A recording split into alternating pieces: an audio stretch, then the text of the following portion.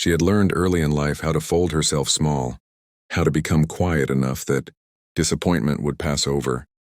her like wind over dry grass, because hope had betrayed her too many times to be trusted anymore. And so when Alara stood in the narrow hallway of the boarding house clutching a single worn suitcase with its broken clasp tied shut by twine, she did not allow herself to imagine anything beyond the present moment. Not the man who had agreed to marry her through ink and paper, not the distant land she had crossed oceans to reach, not even the possibility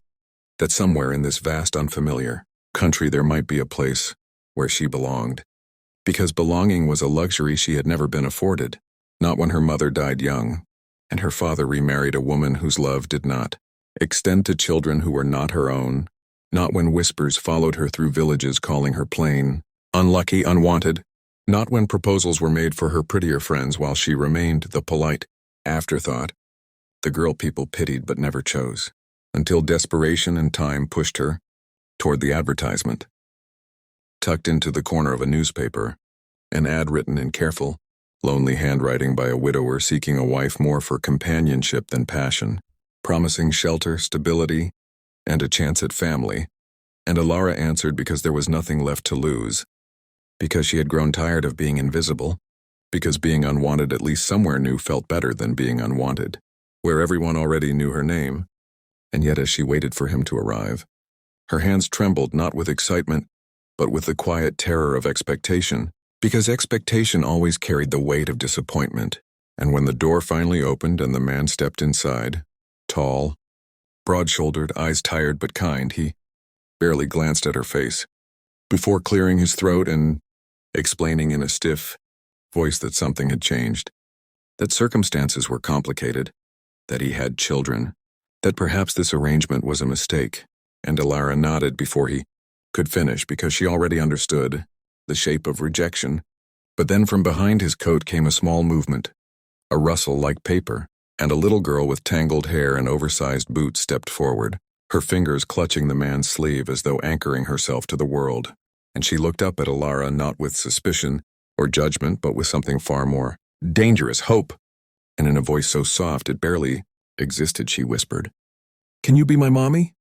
And in that moment something inside Alara cracked open, because no one had ever asked her for anything that mattered before. No one had looked at her as though she was the answer to a prayer, rather than the cause of disappointment. And she knelt without thinking, meeting the child at eye level, seeing the fear behind the courage, the loss behind the question, and she realized this man wasn't rejecting her because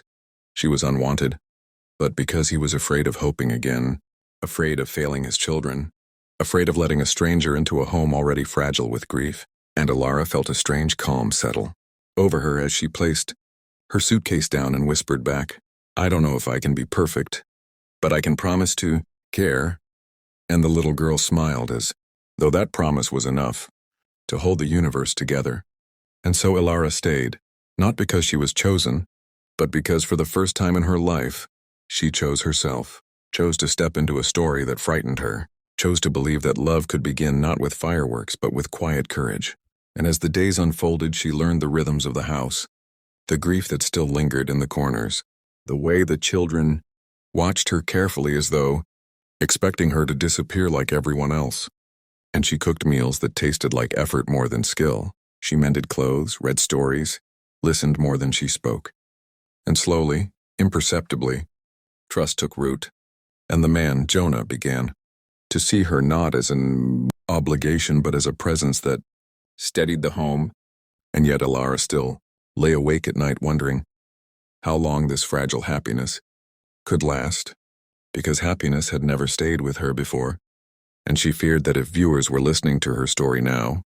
they would recognize that familiar ache, that fear of being too late, too invisible, too easily discarded. And she would want them to know that sometimes the most powerful turning points arrive, not with certainty but with a whisper, and that if this story touched something in them, they should stay, subscribe, and walk alongside characters like Alara, because stories like this were not just fiction, they were reflections of hearts that dared to keep going when everything suggested they shouldn't.